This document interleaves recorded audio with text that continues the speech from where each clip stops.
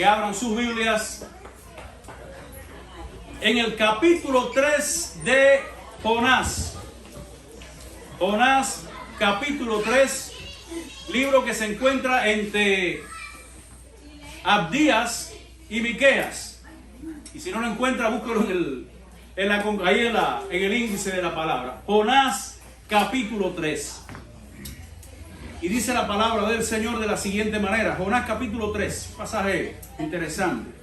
Vino palabra de Jehová por segunda vez a Jonás diciendo: levántate y ve a Nínive, a aquella gran ciudad, y proclama en ella el mensaje que yo te diré.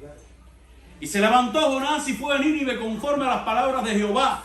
Y era Nínive ciudad grande en extremo, de 3 días de camino. Y comenzó Jonás a entrar por la ciudad camino de un día y predicaba diciendo: de aquí a 40 días Nínive será destruido.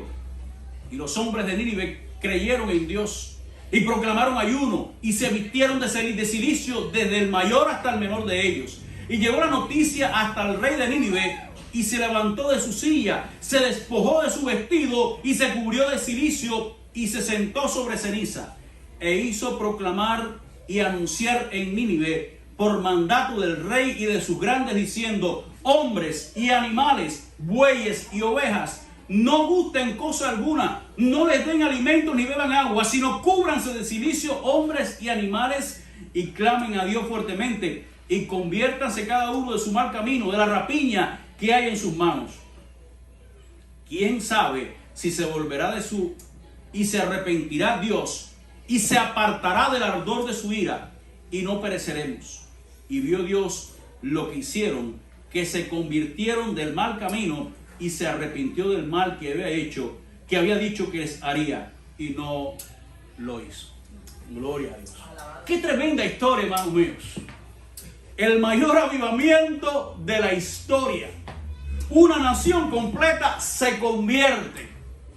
Una nación completa viene arrepentida delante de Dios a través de la predicación de un hombre llamado Jonás. Este pasaje que acabamos de encontrar aquí, hermanos míos, es fascinante, porque dice la palabra que vino palabra de Jehová por segunda vez a Jonás. Y quiero decirte, mis amados hermanos, que Dios es el Dios que te da la segunda oportunidad. Es un Dios que cuando tú en algún momento has sido rebelde, Él te da la chance de que te puedas arrepentir. Y dice la palabra que Jonás era un hombre que se rebeló en contra de Dios y en medio de su rebeldía no pensó bien, porque recuerda algo: cuando estás en rebeldía en contra de Dios, tú no piensas bien. El principio de la sabiduría es el temor a Jehová, pero cuando tú actúas sin temor a Dios en tu corazón, no vas a actuar bien. Y dice la palabra que Jonás, cuando no quiso obedecer a Dios, intentó huir de la presencia de él, de la presencia de Dios, algo bien tonto, porque Jonás sabía que Dios, el creador de los cielos y la tierra, no podía huir de su presencia. Pero ¿qué hizo Dios con aquel hombre que había conocido la gracia y no la quiso compartir con otros? ¿Cómo trató Dios con este hombre? Bueno, primero, una gran tormenta. Segundo, un gran pez. Luego, fue vomitado en la costa cerca del lugar donde tenía que predicar. Mis amados hermanos, ¿qué fue lo que cambió para que Dios le diera una segunda oportunidad a Jonás? La misión era la misma, el mensaje era el mismo, pero algo había cambiado. Y ese algo era el corazón de Jonás. Ya Jonás no era el mismo. Ya Jonás no fue aquel Jonás que Dios le dijo al principio: vea y predica, y se había huido de la presencia de Dios. No, ya Jonás había cambiado. Pero ¿por qué cambió Jonás? Porque Dios trató con él en medio del dolor. Dice la palabra del Señor: con cuerdas de amor te he atraído. Pero cuando las cuerdas de amor no funcionan, ¿qué es lo que hacemos nosotros con nuestros hijos cuando usted con amor le dice al hijo: haz esto por obediencia, y no lo hace?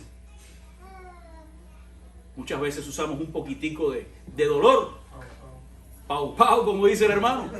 Jonás tuvo que sufrir la tormenta, tuvo que sufrir ser lanzado al mar, tuvo que sufrir ser tragado por un gran pez. La cuestión es, mis amados hermanos, que mientras más profundo caía Jonás, más Jonás pensaba como Dios quería que él pensara. Y te voy a decir algo, hermano mío. Muchas veces Dios permite en nuestras vidas las tormentas para que tú puedas acercarte a Él. Dios nos ha permitido no sufrir las consecuencias eternas del pecado ahora, sino las consecuencias temporales para que tú tengas tiempo de arrepentirte. Si Dios fuera a aplicar la consecuencia eterna ahora mismo, todos estaríamos en el infierno. Pero Dios nos permite sufrir la consecuencia temporal, esa consecuencia que nos trae dolor ahora, para que no suframos en la eternidad, en el infierno. Entonces Dios en su gracia permitió que pasara por la tormenta, permitió que pasara por el pez, y mientras más profundo estaba, más clamaba a Dios. Ahora, a veces nos preguntamos, ¿y por qué Dios quiere o me permite, está haciendo que yo pase por esta experiencia dura? ¿Tú sabes por qué? Porque Dios quiere que tú te acerques a Él. Dios quiere que tú dependas de Él. Dios quiere que estés cerca de Él. Piensa por un momento, ¿cuántos de nosotros vinimos al Señor o nos acercamos a Dios cuando estábamos en un momento de dolor? ¿Cuántos de nosotros nos acercamos a Dios cuando vino la tormenta? Te voy a decir algo. Si tú estás actuando en desobediencia, en algún momento la tormenta va a venir a tu vida. No porque Dios esté juzgando tu pecado en ese momento, pero sí porque vas a estar sufriendo la consecuencia de tu pecado.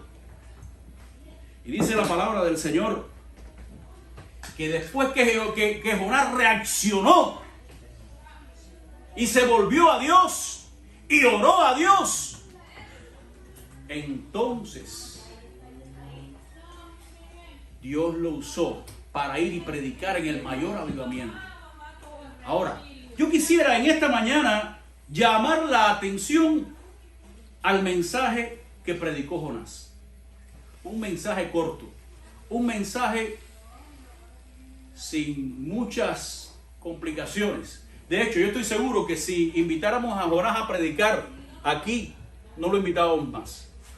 ¿Cuál fue el mensaje de Jonás? ¿Cuál fue el sermón que predicó Jonás?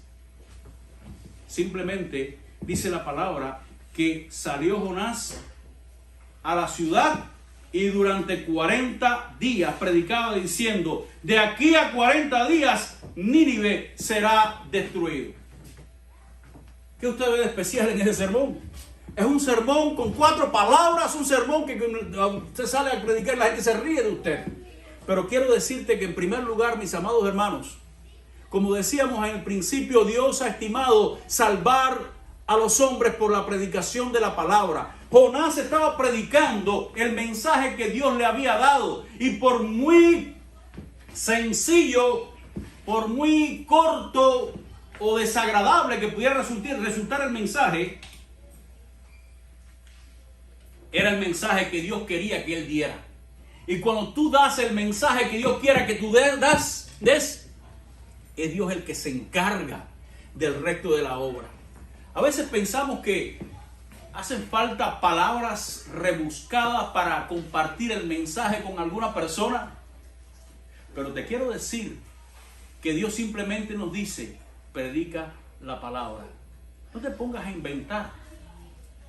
¿Sabes? Hay una historia tremenda. Dice la historia que un hombre llamado Spurgeon, un día, en medio de una tormenta de nieve, asistió a una iglesia. Y cuando entró, el predicador, debido a la tormenta de nieve, no había podido llegar. Y un hermanito sencillo de la iglesia se puso de pie, tomó el púlpito y comenzó a predicar por unos minutos de forma repetitiva sobre Isaías 45:22. Un sermón donde estoy seguro que muchos cabecearon. Un sermón donde tal vez algunos dijeron: ¿qué va? ¿Y quién lo puso a predicar? Porque este no tiene homilética quién preparó ese mensaje. Pero ¿saben qué? Con esas palabras se convirtió Spurgeon.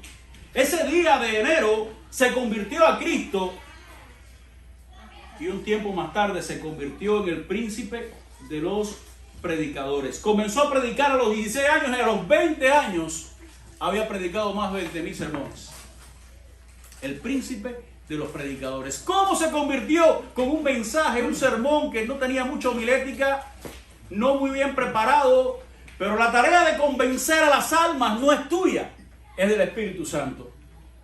Ahora recuerdo en Cuba un joven que se convirtió a Cristo y estaba trabajando en una gasolinera.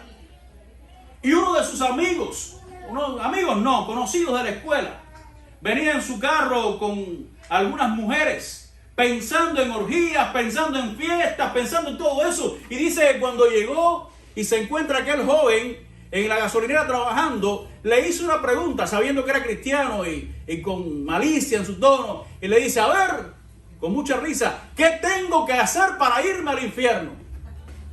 Aquel joven lo miró y simplemente le dijo estas palabras: sigue recto. Sigue recto. Aquel joven con aquellas mujeres siguió en su carro, pero cuando había caminado 4 o 5 cuadras, aquel joven detuvo su carro, le pidió a aquellas mujeres que se bajaran y regresó. Y regresó donde estaba el joven. Y le dijo, tiene razón, si sigo recto, me voy al infierno. Y yo no quiero ir. Hermanos míos, ¿quién hizo eso? El Espíritu Santo. Dios le dijo a Jonás, habla. A veces nos da pena hablarle a los vecinos, nos da pena hablarle a las personas. Pero Dios nos ha encomendado el ministerio y la predicación a ti y a mí.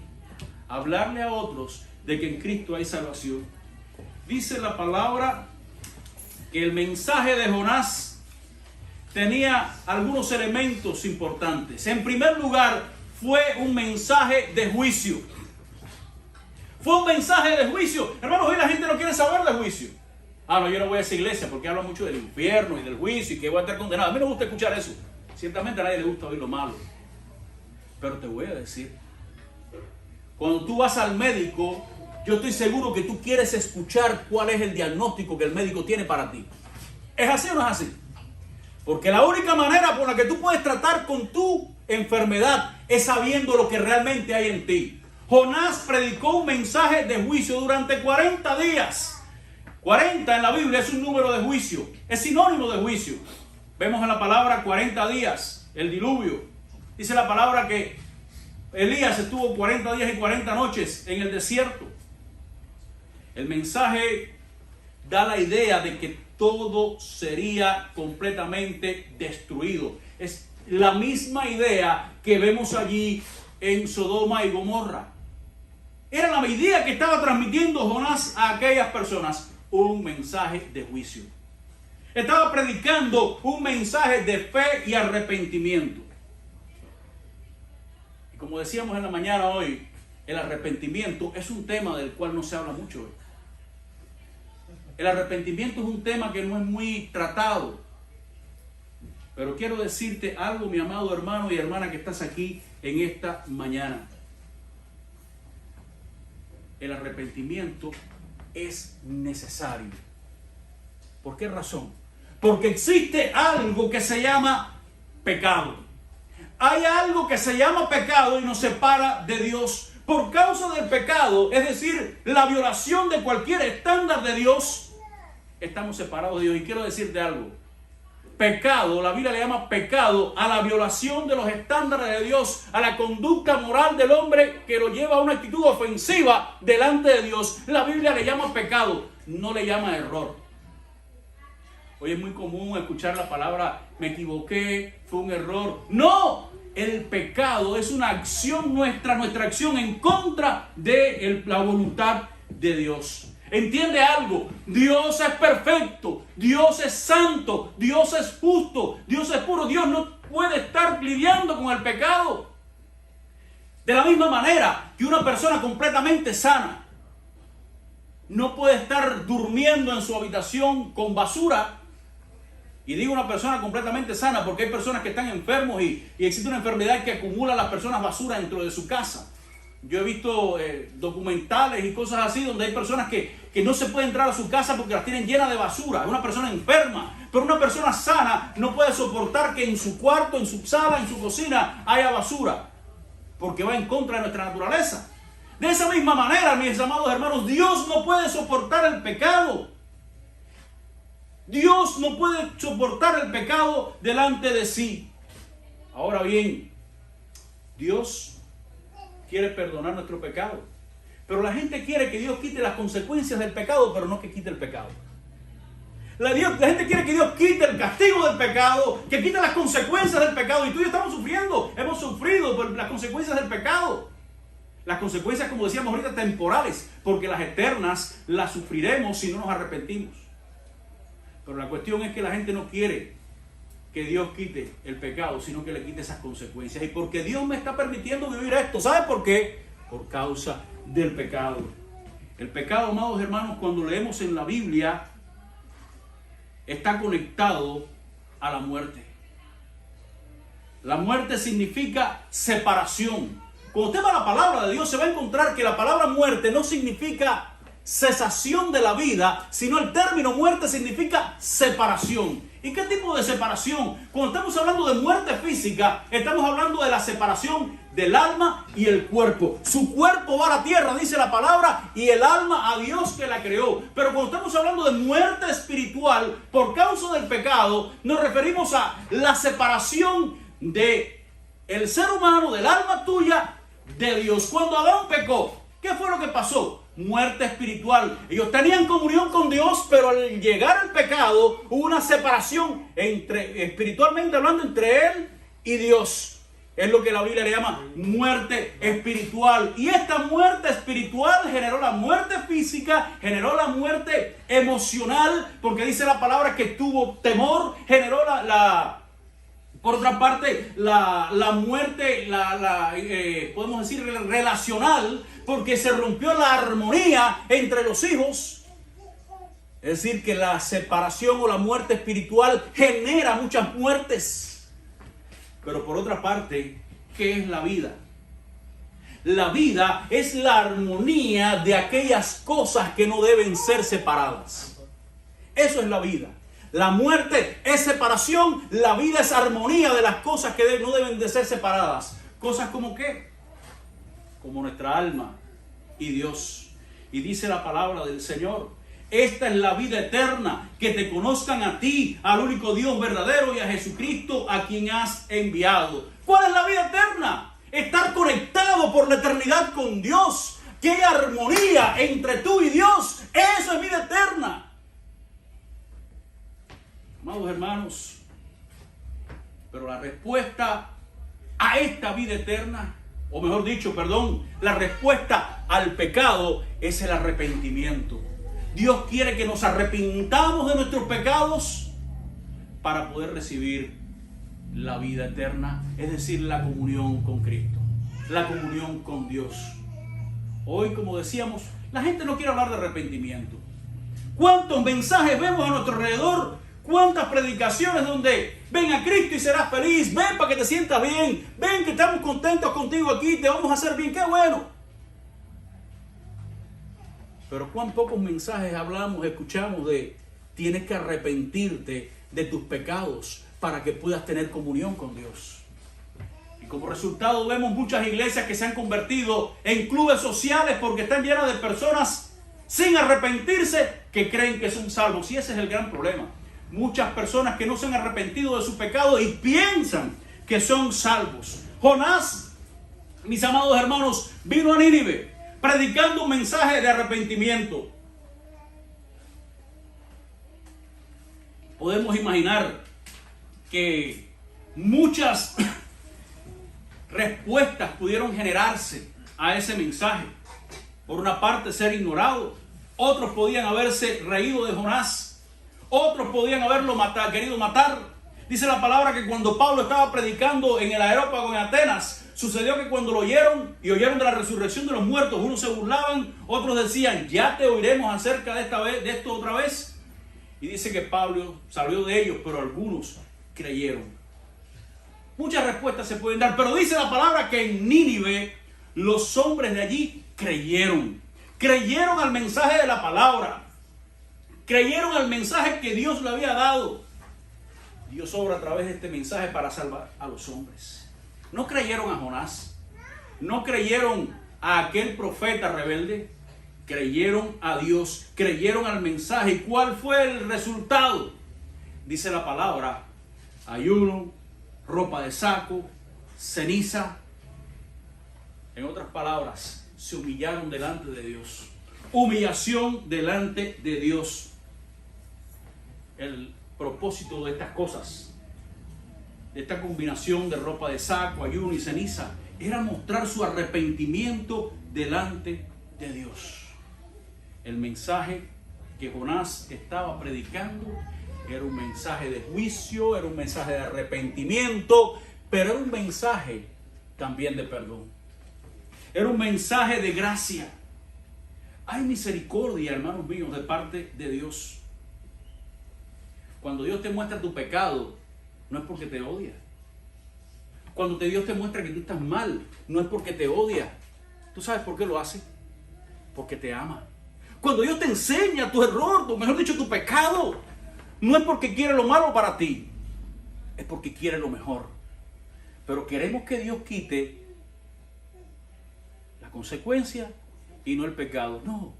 Dios te revela qué estás haciendo mal. Dios te revela dónde está el problema para que tú puedas decir: Dios, quita lo que pueda estar estorbando en mi vida. Límpiame. El mensaje de Jonás es el mismo mensaje que debemos de predicar hoy. El método de Jonás es el mismo método que debemos de predicar hoy. Jonás, después de un día de predicación, dice la palabra que el mensaje después de un día corrió por toda la ciudad. ¿Cómo sucedió? Una ciudad que hacía falta varios días para caminar, en un solo día el mensaje corrió. ¿Cómo se logró? Dios lo hizo posible. Y lo que Dios hizo en Nínive, lo que Jonás hizo en Nínive, tenemos que hacerlo tú y yo aquí también en Yonkers. Déjame hacerte una pregunta. Si salimos alrededor a preguntarle a las personas que viven acá en nuestro región, que hay bastantes hispanos en esta situación, en esta región aquí, y le preguntan si saben dónde hay una iglesia hispana, ¿cuántos sabrían que la iglesia bautista, la primera iglesia bautista hispana está aquí? ¿Cuántos lo sabrían? Yo estoy seguro que muy pocos. ¿Pero de quién es la culpa? ¿No es de Dios? Somos nosotros los responsables, nosotros los responsables de decirle a otros que aquí hay un lugar donde hay esperanza. Aquí hay un lugar donde hay palabra de vida. Que aquí hay un lugar donde Dios le puede dar una segunda oportunidad. ¿Cuántas cosas lo necesitan escuchar? ¿Cuánta gente necesita escuchar esa palabra? ¿Cuánta gente necesita escuchar que en Cristo hay salvación y vida eterna? Hay perdón de pecados, hay una nueva vida. Pero esa es tu responsabilidad y la mía. Jonás, por su rebeldía, le dio la espalda a Dios y quiso huir de su presencia. Y sufrió las consecuencias. Hermanos, no queremos sufrir las consecuencias. Dios nos dice: no calles tu boca. Háblales a otros. Recuérdales que en Cristo hay salvación. Sabes, antes de conocer a Cristo, yo no quería saber de la iglesia. Antes de conocer a Cristo, recuerdo que el pastor Eliel o a veces Mari iban a mi casa. Y me dice Mari que ya se da cuenta cuánto yo me reía. Ellos hablando, yo me reía por detrás. Pero ¿sabes qué? Ellos no desistieron. Siguieron allí, dejando caer la semilla. Hasta que un día, esa semilla dio fruto. Y como resultado, estamos aquí hoy. Pero ¿qué tal si en algún momento esas personas hubieran dicho: ¿qué va? Este muchacho no merece que gastemos tiempo en él. No merece que le hablemos de Cristo. Tal vez yo no hubiese escuchado el mensaje por otra parte. Pero en su gracia Dios permitió que ellos llegaran acá, a mi vida, escuchar el mensaje. Y en un momento cuando ya mi vida estaba tocando fondo en el pecado, aun cuando yo pensaba que estaba viviendo la vida, aun cuando yo pensaba que era lo mejor, estaba yo deleitándome como los puercos que se deleitan en el fango y en el lodo, pensando que estaban viviendo la vida. Así yo pensaba, sufriendo las consecuencias terrenales de mi pecado. Decía, esto es la vida. Cristo vino a mi vida, abrió mis ojos espirituales. ¿Por qué? Porque alguien vino y me dio la palabra. Mis amados hermanos, ¿hasta cuándo Dios tiene que estar hablándonos y diciéndonos las mismas palabras? Hay un pueblo que se pierde. Hay un pueblo de afuera que necesita escuchar solamente estas palabras. Estás condenado por tu pecado, pero en Cristo tenemos esperanza. Gloria a Dios. Cristo Jesús dio su vida por nuestros pecados. Él fue a la cruz para pagar la consecuencia eterna de tu pecado.